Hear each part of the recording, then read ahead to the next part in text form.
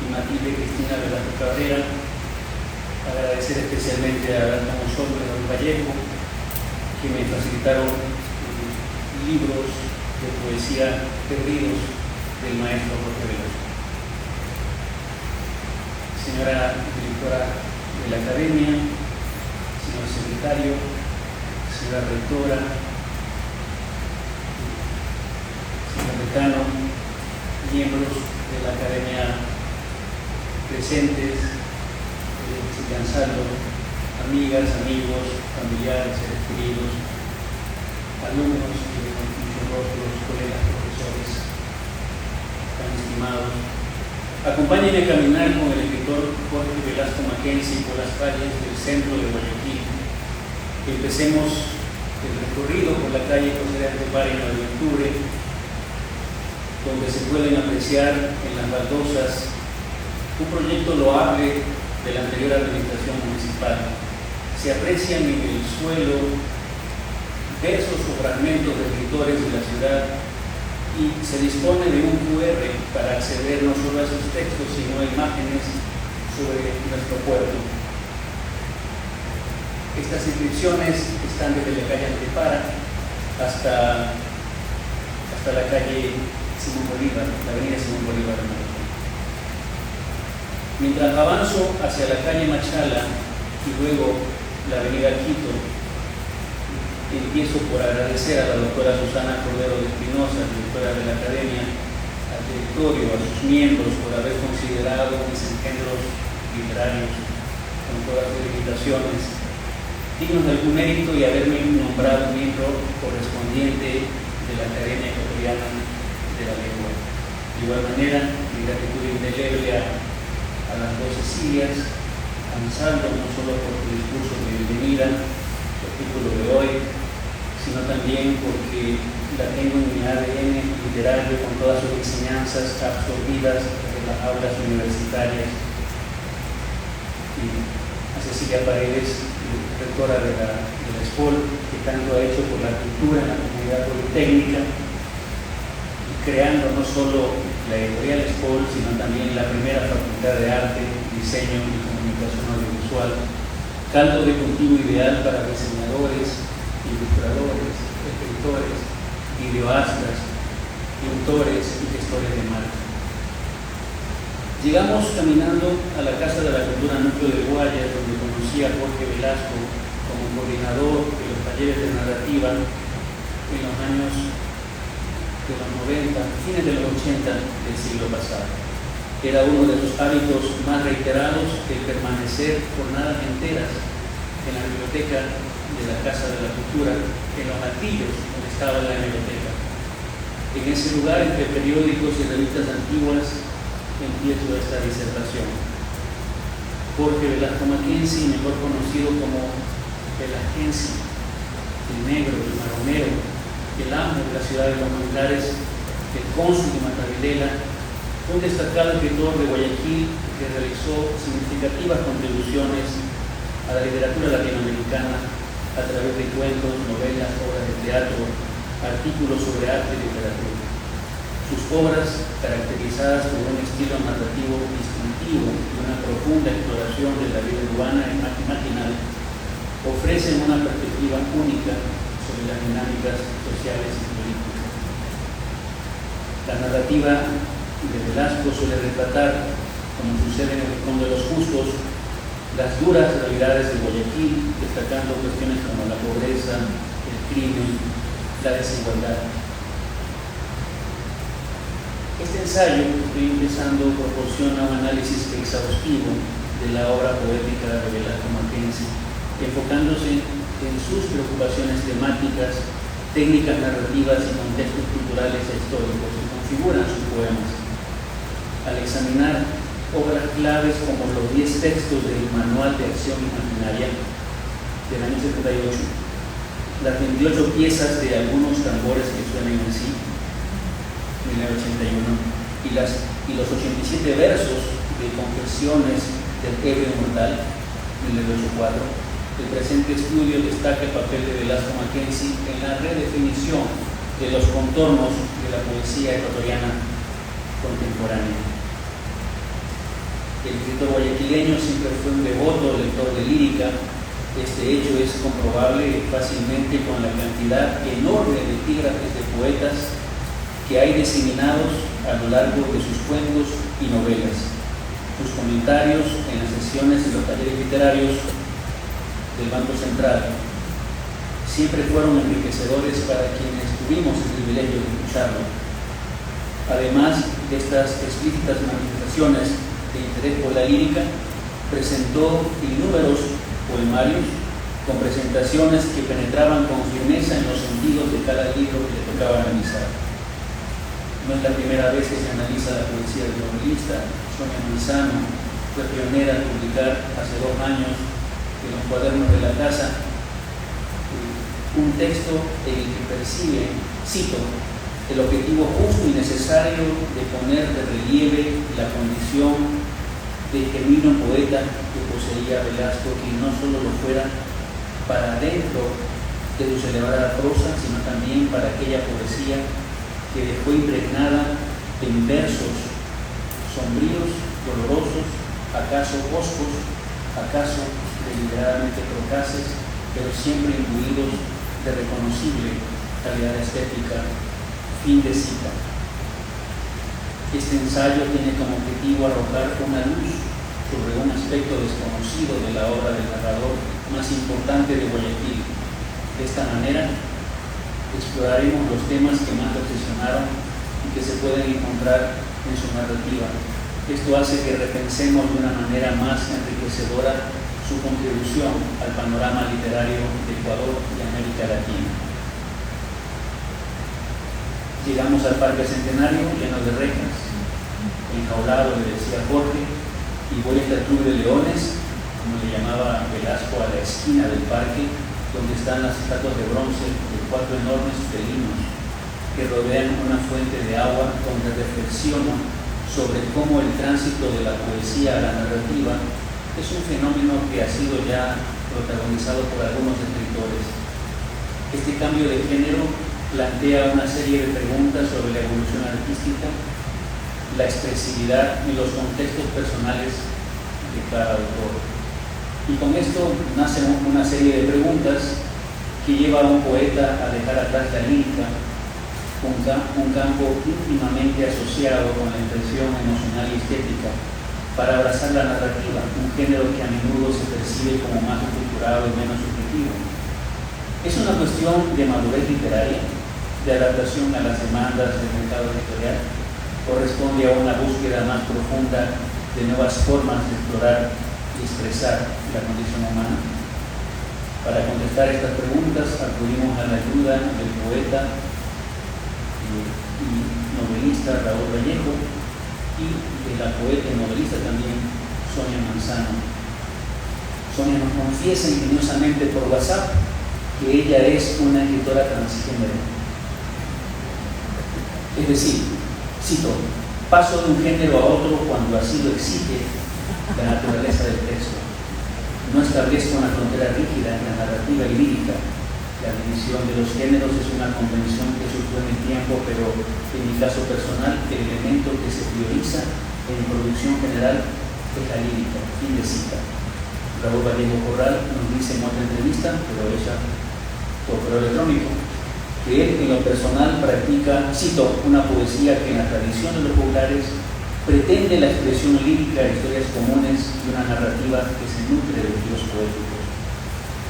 Sobre la dificultad genérica, Manzano declara que escribir poesía demanda meditar sobre el lenguaje. Vallejo, en cambio, sostiene que a la dificultad no le importa el género. Dentro de esta línea, Manzano sostiene que se sufre más escribiendo poesía que narrativa. La narrativa es más laxa y menos crítica, semánticamente. Siempre he sostenido, nos dice ella, que la poesía es perfume y la narrativa agua de color. Fin de cita. Al preguntarles a ambos escritores cuál género prefieren, las respuestas varían. Manzano afirma que escribir en los 2 géneros anotados, cito, me ha deparado no pocas satisfacciones, las que no han sido gratuitas, pues estas han demandado su buen combo de horas de disciplina y angustias colaterales. Fin de cita. Vallejo también asevera disfrutar a Rosita tanto de la lírica como de la narrativa, ya que cada tema, sentimiento o historia requiere de una u otra forma literaria. Fin de cita. Una vez receptados los testimonios de escritores ecuatorianos, adentrémonos brevemente en los casos de Joyce y Lezama. Empecemos por James Joyce, célebre escritor irlandés, autor de Ulises. También cultivó la poesía, un aspecto menos conocido de su obra, pero igualmente revelador. Jorge leía con atención al autor irlandés. De hecho, en alguna entrevista de fines de los 70, anunció que estaba escribiendo una novela titulada Retrato del artista como tirano, en homenaje al escritor. En su único libro de poemas, Música de Cámara, Joyce muestra una claridad musical y una sensibilidad lírica que, aunque contrastan con la complejidad de sus novelas, comparte con ellas una atención minuciosa al lenguaje y una búsqueda profunda de la identidad y la expresión personal. En sus novelas, Joyce emplea técnicas poéticas para enriquecer su narrativa. La literación, el ritmo sincopado, densa red de referencias hipertextuales son elementos que permeabilizan su prosa. En sus cuentos, especialmente en dublineses, Joyce también recurre a una poética de la cotidianidad, capturando momentos epifánicos que se asemejan a los instantes líricos de sus poemas. Los cuentos a menudo culminan en un momento de revelación o autoconciencia que es similar al efecto de un poema bien logrado. El cubano José de San Lima, por su parte, es un caso particular en la literatura en lengua española, aunque es ampliamente conocido por Paradiso, novela que Jorge leía con devoción. Lezama comenzó su carrera como poeta con obras como Muerte de Narciso o Enemigo de Amor. Lezama nunca abandonó por completo la poesía, pero su obra narrativa le permitió explorar un mundo simbólico y metafórico que ampliaba las posibilidades del lenguaje poético. Avanzamos por la avenida 9 de octubre, dejamos atrás el Parque 100, donde conocimos a Clarita, la cantante de pasillos, a los juglares que contaban chistes, a los evangélicos que gritaban el fin del mundo. Cruzamos la calle Lorenzo de Aycoa, que no sé en qué parte empieza a llamarse Santa Elena, y vemos a un hombre que dibuja signos extraños en las baldosas, con hojas verdes de plantas. Son signos matemáticos, dicen unos, son símbolos masónicos, dicen otros. Hay hasta quienes dicen que era politécnico. Mientras avanzamos a la calle Boyacá, pensamos en 4 figuras fundamentales en el discurso poético de Jorge, que son Ezra Pound, Malcolm Lowry, Art Crane y Antonio Cisneros. El ABC de la lectura de Ezra Pound es una obra que Velasco siempre recomendaba a los alumnos de talleres literarios en el Banco Central. Se trata de una obra fundamental en la literatura contemporánea porque su enfoque revolucionario en la enseñanza y comprensión de la poesía era algo muy difundido en esa época. Este ensayo manifiesto presenta una serie de principios y conceptos que buscan orientar tanto a lectores como a escritores en el análisis literario, abogando por una lectura activa y consciente que privilegie la precisión y la claridad en el lenguaje. Esta visión poundiana se la puede apreciar ampliamente en los escritos de Jorge sobre poesía. Si los manifiestos estéticos de Pound abogaban por la claridad, la musicalidad y la economía de expresión, Jorge los seguía a rajatabla. Una segunda figura que sobrevuela la poética verastiana es el norteamericano Malcolm Lowry, cuya novela Bajo el Volcán Jorge solía leer a menudo. Lowry comenzó como poeta, sin embargo, al igual que muchos otros narradores de largo aliento, abandonó la poesía para dedicarse a la prosa. Velasco está relacionado con Lowry en lo concerniente a los temas del abismo existencial, la culpa, la redención fallida, el amor perdido y un constante flirteo con la autodestrucción. En su poesía, al igual que en su narrativa, encontramos una profunda obsesión por el descenso de los infiernos personales y la lucha interna del individuo frente a fuerzas que parecen incontrolables como el alcoholismo, la desesperanza y el sentimiento de alienación. Esto se puede apreciar más que nada en los poemas del Ebrio Inmortal que Jorge dedicó a su tío Homero Mackenzie, en los que le rinde homenaje al autor de Bajo el Volcán. Cito: he bebido leyendo a Malcolm Lowry Bajo el Volcán, los poemas del príncipe que arrastraba la pierna de Mufarta, aquel viejo Verlaine, el saturniano. Y de cita: al igual que los poemas de Lowry, los textos velazquianos están marcados por una intensidad emocional y una imaginería rica y a menudo surrealista, inclinada hacia el simbolismo y las imágenes oníricas. De Lowry se puede decir lo mismo que de Velasco. Su narrativa se nutre de la posesión y la fuerza emotiva de su poesía, mientras que su poesía se enriquece con los elementos narrativos y el desarrollo de personajes complejos. En otras palabras, la prosa de Lowry es poética en su uso del lenguaje y su enfoque en la atmósfera, mientras que su poesía es narrativa en su sentido de movimiento y desarrollo de ideas. Una tercera figura que aletea en Velasco es Hal Crane, poeta estadounidense del principio del siglo XX que ha dejado una huella profunda en lo contemporáneo a través de un estilo lírico denso, con una exploración lingüística que trasciende la espiritualidad. En algunos tambores que suenen así, hay un texto dedicado a este poeta que se titula Cuarto de llorar de Hal Crane. Cito: Hal Crane sigue en el mundo, lanzando su máquina de escribir por la ventana, cada noche alcoholizándose en los muelles de Brooklyn, entregado a las atroces fieras del vino, escribiendo a ratos para superar la perfección de la muerte. La obra más emblemática de este escritor, The Bridge, se siente en algunos poemas de Velasco, quien sabe, al igual que el norteamericano, unir pasado con presente, lo humano con lo divino, paradojas que interesaban mucho no solo al poeta Velasco, sino también al narrador Velasco, que se dejó empapar del simbolismo y la imaginería densa de Crane. Aquí unos versos de Jorge de poemas del Ebrio Inmortal.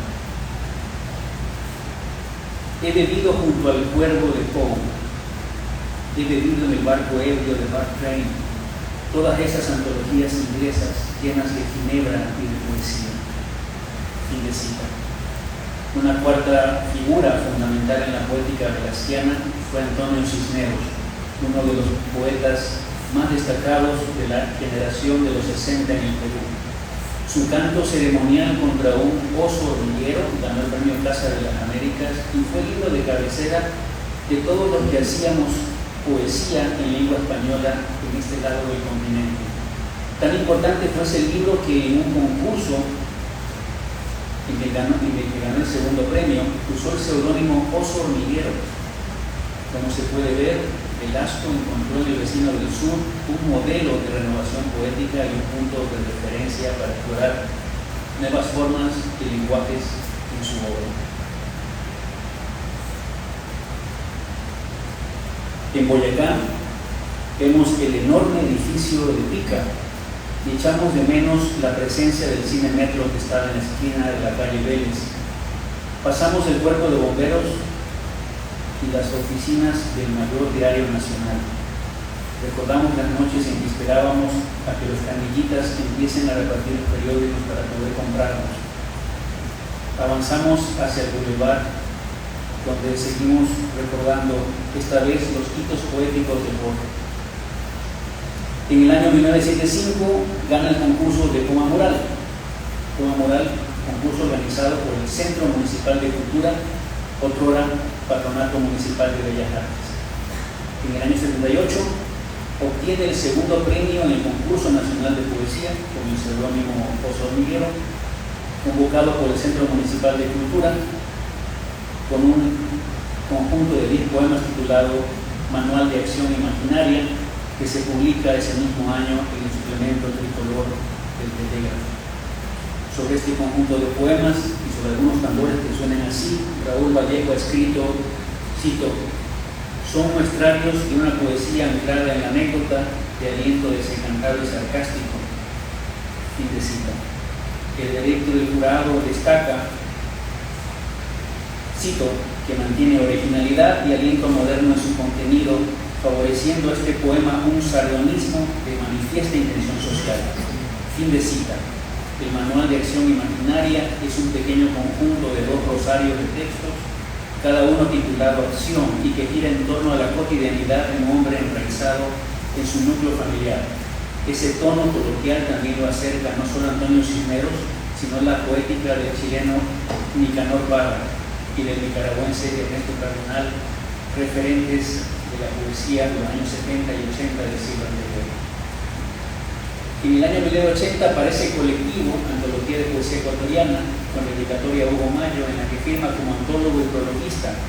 Entre los 15 poetas incluidos están algunos nombres que siguen vigentes, como Carvajal, Montillo, Pinuesa, Nieto, entre otros. El estudio introductorio es un lúcido panorama de la lírica ecuatoriana que revisa las diversas corrientes existentes desde los áncicos hasta fines de los años 70. Y es el prologuista que él encuentra 2 temáticas en la poesía ecuatoriana contemporánea. La primera, una poesía de denuncia social, y la segunda, a poetas interesados en el texto simultáneo con referencias librescas. En esta segunda vertiente, de seguro que podría encasillarse la poesía de Maronero. En el año 81 aparece el poemario Algunos tambores que suenen así, que viene a ser el 4º libro en la bibliografía velasquiana, pero que él se encargaría de eliminarlo del conjunto de su obra, como veremos en un par de minutos más. En el 82 publica Algunos tambores, en el 82, un año después de la publicación de Algunos tambores, se convierte en el editor del Zaguán de Aluminio, obra señera de Hugo Mayo. En el 83, Velasco inclina completamente la balanza hacia la narrativa, a publicar un proyecto en el que había estado trabajando durante algunos años, El Rincón de los Justos, donde aparece el barrio de Matapilela, una suerte de microcosmos con sus propias leyes que puede ser visto como una versión criolla del condado de Yognamatofa de William Faulkner. Nada en su poesía publicada previamente hacía presagiar esta incursión en los márgenes de la ciudad, mucho menos en esa inmersión que hace del lenguaje popular. En la revista Uso de la Palabra número 2, publicada en el 84, Velasco reincide en la lírica y publica Confesiones del Ebrio Inmortal, dedicado a su tío Homero Mackenzie. Cito, que orinó 2 litros de cerveza negra mientras agonizaba. Fin de cita.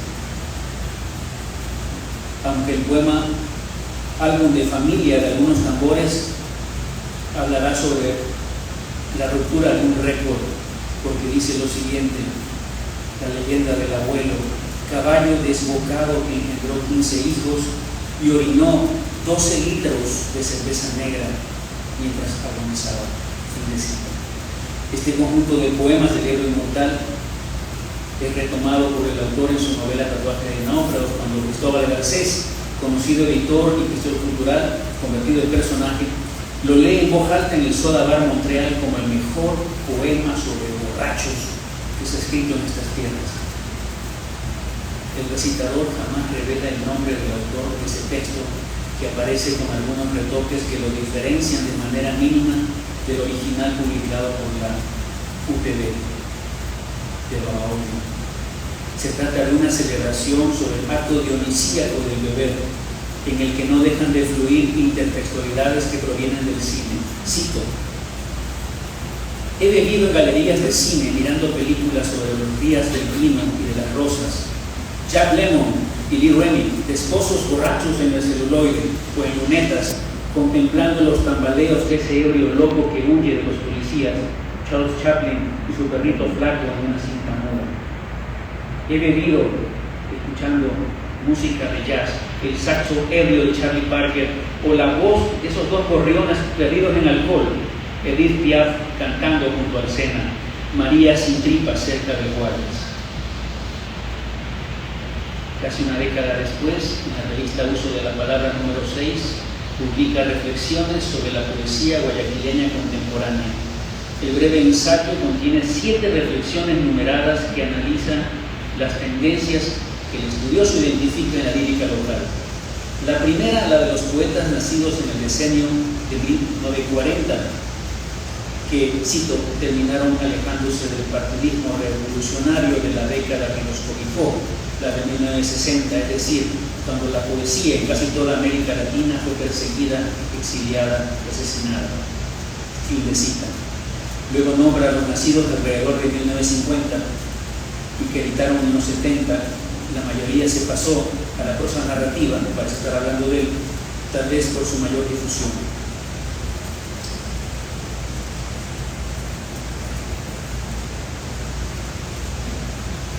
La última tesis del ensayo arma un pequeño canon sobre la poesía guayaquileña que incluye a Elena Espinel Cedeño, Sonia Manzano, Maritza Sino y Carmen Pájones, a las que agrupa bajo, cito, una especie de lenguaje objeto del texto, atravesado por un tono irónico de misma presencia en la poesía femenina ecuatoriana. Fin de cita.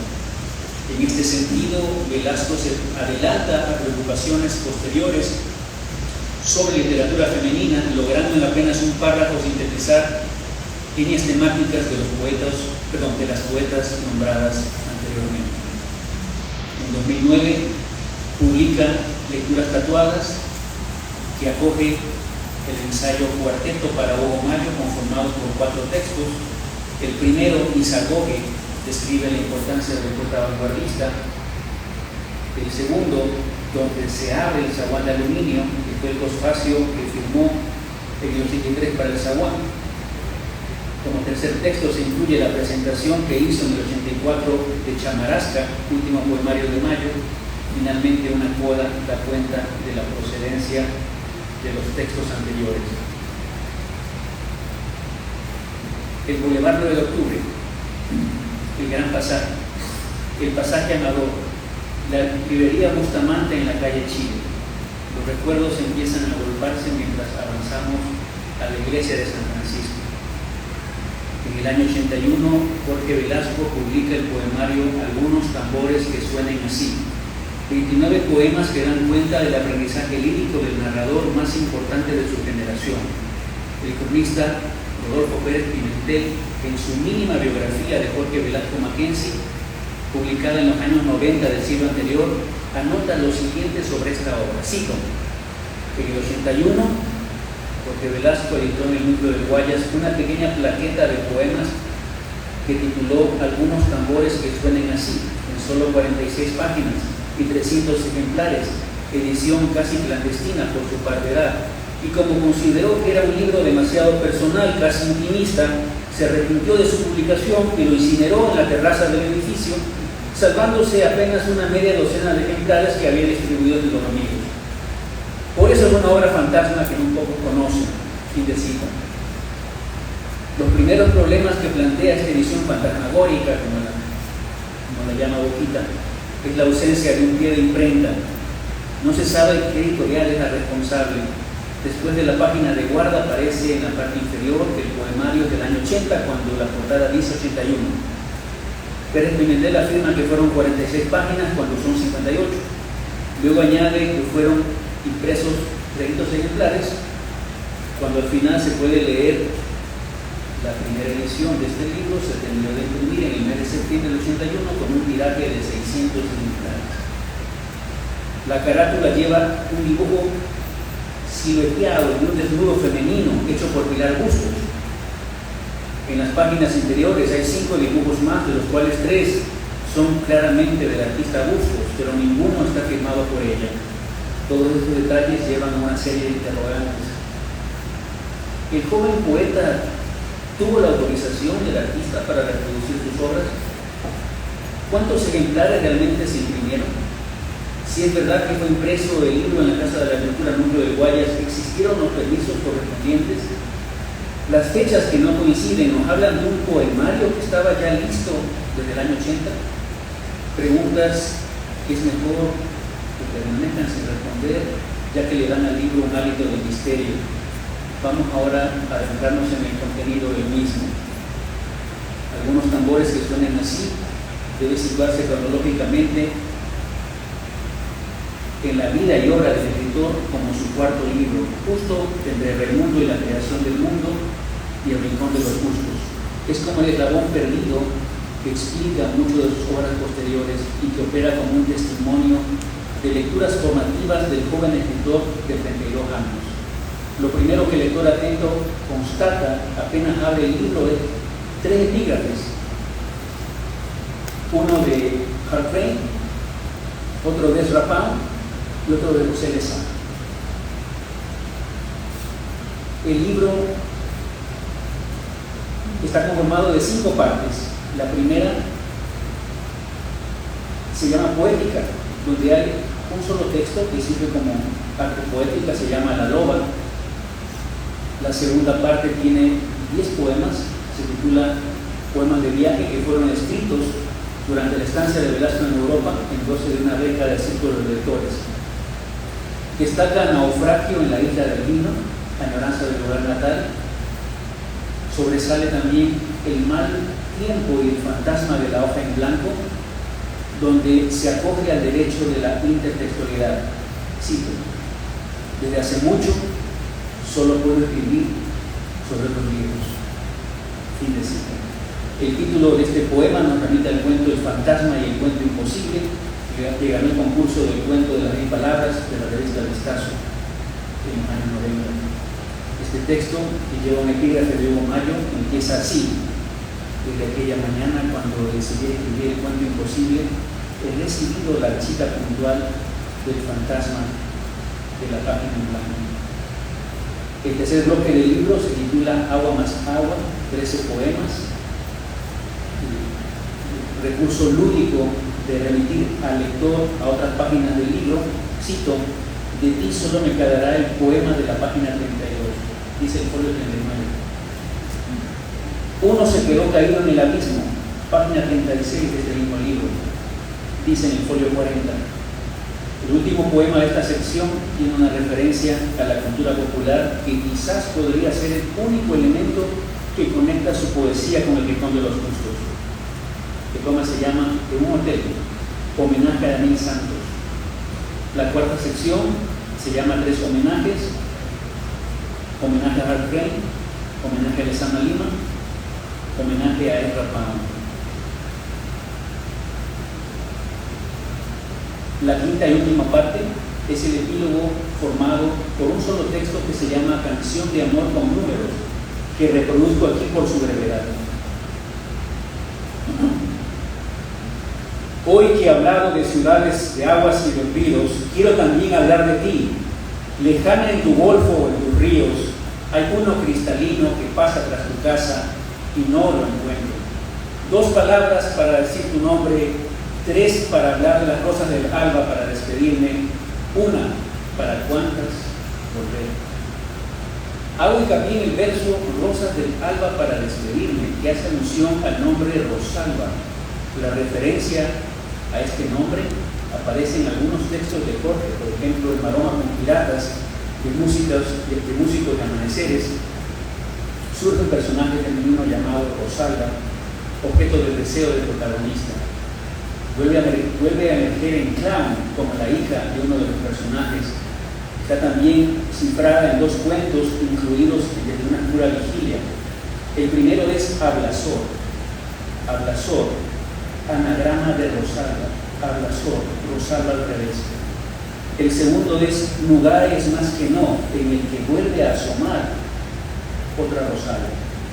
Surge también en forma de un velero llamado Rosa del Alba en 2 novelas, Río de Sombras y El nombre de un amor imaginario. Esto nos lleva de regreso al cronista Pérez Pimentel, que logra la siguiente confesión de parte del escritor. Cito: el amor está presente también en mis trabajos. Rosalba, una exnovia, aparece en la mayoría de mis libros, ya sea como personaje, embarcación, lugar, pero siempre está allí. Frente a la Plaza San Francisco, en la calle Pedro Carbo, extrañamos la presencia de la escultura del colibrí gigante y multicolor de Gonzalo Lara Crao. El antiguo edificio de Filambanco, hoy reconvertido en registro civil, la Academia Benedict, donde aprendimos y desaprendimos inglés, el edificio del Banco Central, donde escritores jóvenes cobraron los primeros cheques de gerencia por escribir ficciones para revistas como Cultura. Continuamos la caminata hacia la rotonda, donde atesoramos las estatuas de dos hombres abrazados en el bronce. Hay un apelativo poético que ronda por toda la narrativa de Jorge Velasco, que es el nombrar a Guayaquil como la ciudad de los manglares. Esta nominación tiene una gran carga lírica y se podría llenar todo un párrafo con citas que contengan este procedimiento metafórico presente en cuentos y novelas. Más allá de la ciudad de los manglares, tres aspectos pueden servir de ejemplo para hablar de las intersecciones entre poesía y narrativa. El primero es la condición de poema en prosa de algunos textos. El segundo es el uso de figuras retóricas para la ambientación. Y tercero, el elemento del tambor como motivo recurrente. Vamos con el primero. La condición de texto en prosa de algunos relatos. Como en prosa, perdón. En Músicos Amaneceres hay un texto llamado 69, un texto de corte erótico, que es un buen ejemplo de cómo en prosa. El apóstrofe a la mujer amada es el pretexto para generar un despliegue de figuras retóricas de excepción. También en Músicos tenemos un texto llamado igualmente Músicos, que juega con la premisa de una banda de jazz que decide tocar mejor cuando el público ya se ha ido a las 2 de la mañana. Este como en prosa se desarrolla a ritmo de hip hop. Tenemos escenas en el andar de un hombre solo del conjunto de una pura vigilia, donde se adopta la estructura de la fragmentación poética. Es un flaneur recorriendo la ciudad que va juntando con ojo poético el entorno urbano. En segundo lugar está el uso de figuras retóricas para crear ambientaciones o describir paisajes. A continuación, una cita de Río de Sombras. Desde que escuchó las 9 campanadas al dejar la pensión de paso, el tiempo parece no haber transcurrido. Sabe bien que es una ilusión, pero que no tiene ilusiones con el tiempo, que las horas no pasen demasiado a prisa, que los días no se vayan y todos se hagan menos viejos, que se detenga, aunque sea una vez en la vida. Nótese en este ejemplo anterior la carencia de prosa poética, el uso de las comas, el punto y coma para marcar los compases, la manera en que el lenguaje va increciendo.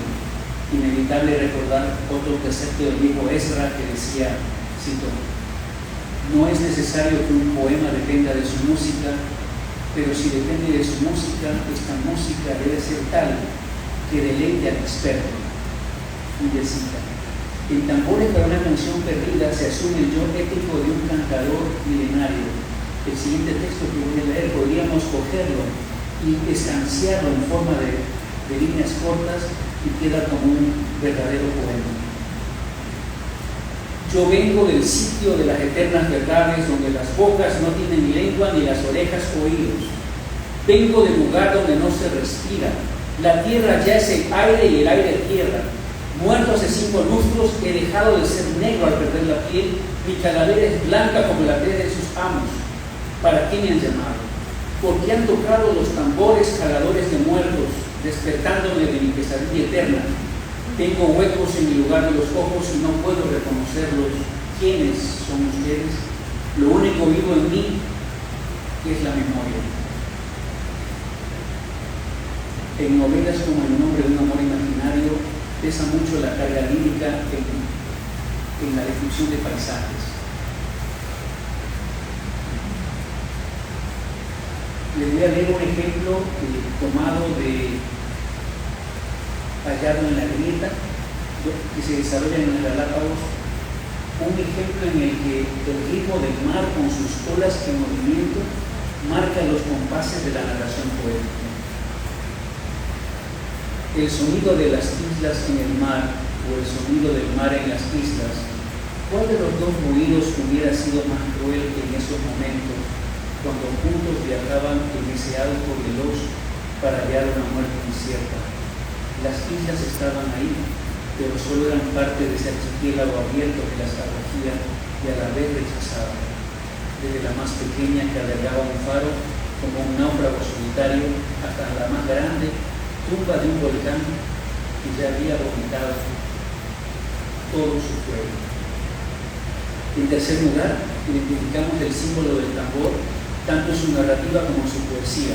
En Manual de Acción Poética destaquemos la acción quinta, titulada Sobre los placeres de la antigüedad, que le dedica Jorge al instrumento musical de percusión, que será uno de sus temas recurrentes en la narrativa. Cito: mira ahora el tambor silenciado, los palillos quebrados, tan estirada la cicatriz de los parches, mira el cielo y ese silencio de las 3 antes del buen sol. En las plazas los antiguos virreyes tenían a esta hora los odres semivacíos, las piernas de las mujeres abiertas y una vara larga con el emblema izado a la mitad del asta. Cualquier pasado fue mejor. Por ejemplo, la costumbre de la noche terminada al aire libre, los bufones divirtiendo al virrey. Solo que ahora ya no hay virreyes y los nobles se esconden en los templos muertos de miedo. Mira ahora las cosas. El poema que acabo de leer, del año 78, tiene ya la preocupación por lo ancestral que se da en un contexto colonial. Ahora paso a un poema extraído de algunos tambores que suenen así, que lo van a conectar inmediatamente con tambores para una canción perdida. Por ser muy breve, lo leo completo. Primero se sacrificaron los bueyes, tuvo el pelambre para resistir las cuchilladas y el invierno, bueyes jóvenes y fuertes que habitaban la pradera de la tribu. Al fondo eran los últimos días de la mala estación y las pieles fueron desolladas cuando llegó el verano, vaciadas de cicatrices, limpias de la torpe edad, como un recién nacido en nuestros brazos. Así se hizo el tambor. Apenas la piel del buey fue estirada, clavada en tierra dura, expuesta al sol y a las aves trepadoras, y no hubo sonido bueno al principio, pero después sí.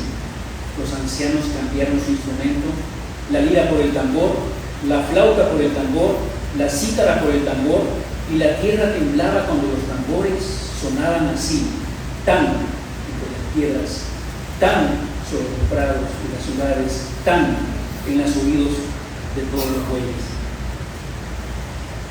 Aquí el tambor no solo es metáfora de lo tribal como lo afro, es el leitmotiv alrededor del cual se une a la comunidad. En el caso del poemario, el instrumento musical es también portador de ritmos poéticos. El poema que da título al libro habla de cómo los tambores fueron hechos a partir de bueyes sacrificados. Y no hubo sonido bueno al principio, pero después sí, dice la voz poética, como si en ese verso estuviera cifrado su aprendizaje. Cuando un escritor empieza a crear versos, lo hace con muy poca seguridad. En este sentido hay que ver el poemario de Jorge como un instrumento que aún no está afinado. Esto explicaría por qué el novelista se deshizo de los ejemplares. Si en verdad quemó los libros, fue entonces un acto purificatorio. De aquellas cenizas saldría el novelista mucho más fortalecido.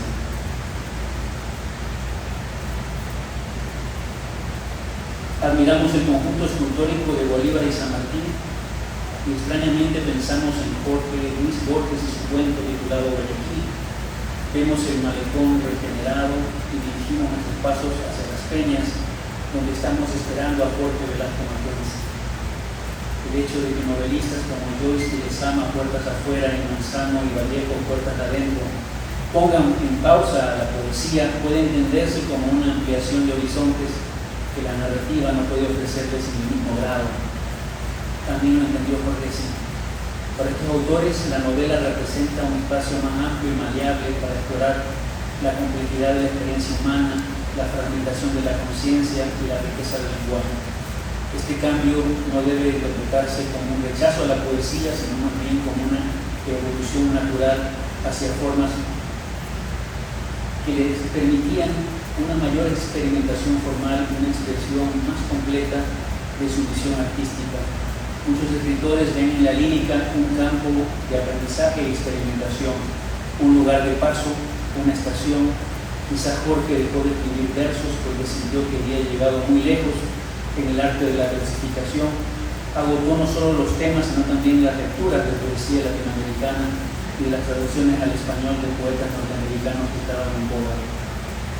Sus capacidades de lector omnívoro de poesía las trasladó a la lectura de libros de historia, que le habrían de servir como base de novelas como Tambores o Un amor imaginario. Casos similares a los de Jorge son los de Martillo y Nieto Cadena, ambos contemporáneos del alcalde de Matabeleland y que eran lectores omnívoros de poesía. El primero, que acaba de ganar el premio Un Espejo, se decantó por el periodismo, específicamente por la crónica. El segundo terminó haciendo novelas que aún siguen inéditas. El legado literario de Velasco Mackenzie como poeta es el testimonio de un escritor que dejó de escribir poesía, pero que jamás dejó de inyectar lírica en su narrativa.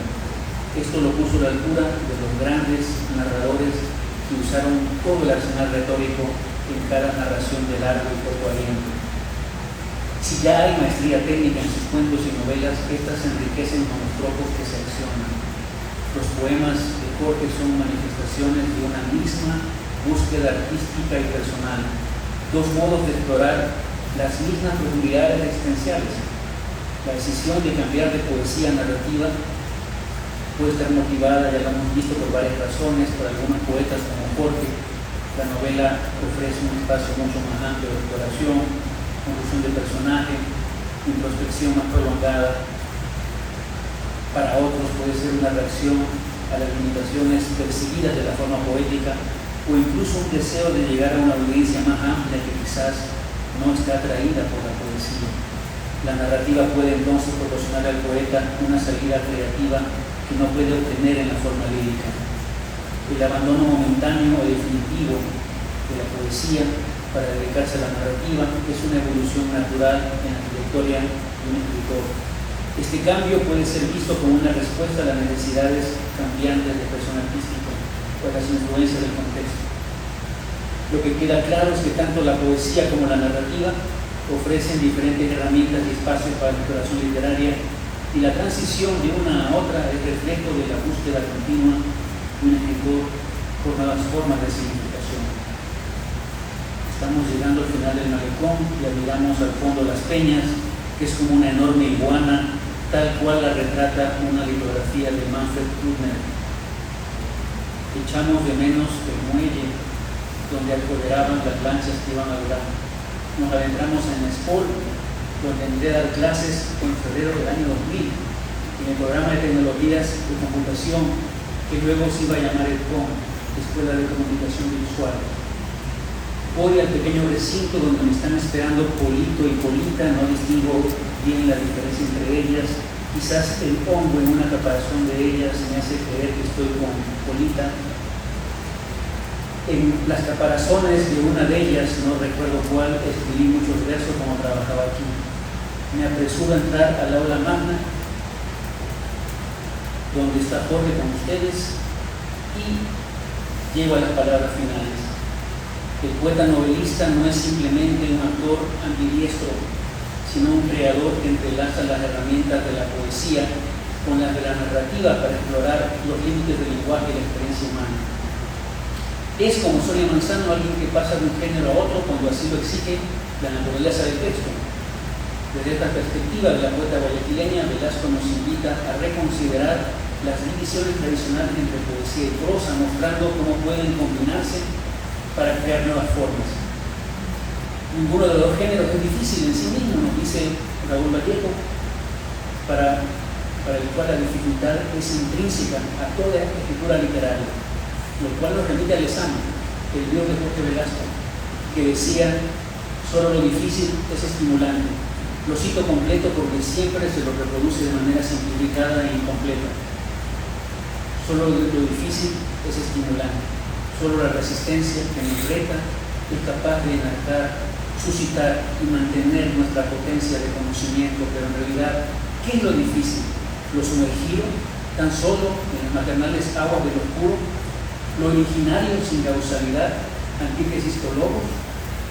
Preguntas de Lezama que Velasco respondió, logrando que dentro de sus obras conversen los dos géneros literarios, una fusión que ha creado una de las voces más originales de las letras ecuatorianas, una voz que se apagó cuando había alcanzado su definición mejor. Este texto no fue escrito con inteligencia artificial.